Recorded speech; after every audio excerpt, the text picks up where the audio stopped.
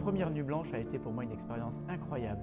De voir une telle communion avec le public si nombreux et de le voir attendre la musique, de la vivre avec moi et puis surtout cette réaction incroyable d'avoir eu ces 9 bis, cette heure avec tout le public debout à la fin. C'était fantastique.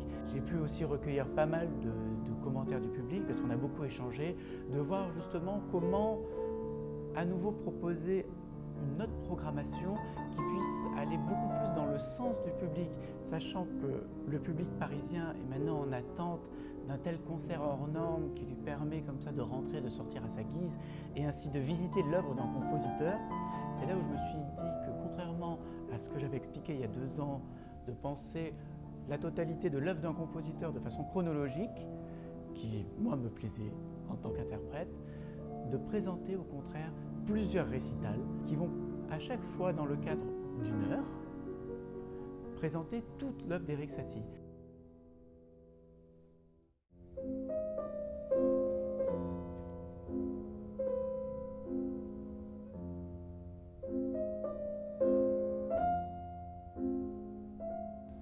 Si je devais faire un rapprochement entre le courant minimaliste et l'œuvre d'Erik Satie, on pourrait dire que Satie est d'une certaine manière le grand-père du minimalisme, sachant que c'est une œuvre qui s'appelle Vexatio, qui est donc une pièce que l'on doit répéter 840 fois, qui a été présentée par John Cage et dont les plus grands étaient présents et qui après a donné forcément naissance d'une manière ou d'une autre au courant répétitif, au courant minimaliste.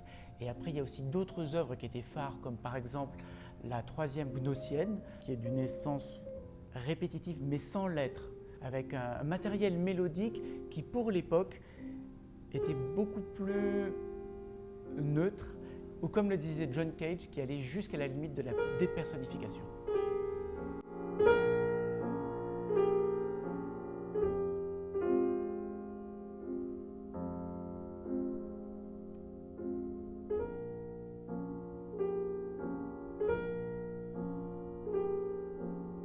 La salle Pierre Boulez, pour moi, était une expérience incroyable. L'acoustique y est vraiment rêvé. J'avais lu beaucoup de choses et forcément, une si grande salle, on pouvait se demander comment elle pouvait sonner.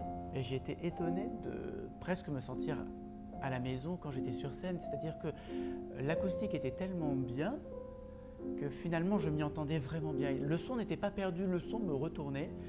Et en parlant avec le public, et je sais que certaines personnes du public se sont amusées à justement vivre le concert à différentes places, puisque c'était la possibilité qu'on avait grâce à la Nuit Blanche qui n'avait pas de pause, donc pas d'applaudissements. Donc le public pouvait s'amuser à écouter le concert à différents endroits pour pouvoir véritablement goûter l'écrin de la grande salle Pierre Boulez. Et ils m'ont dit qu'à chaque endroit, finalement, le piano sonnait très bien.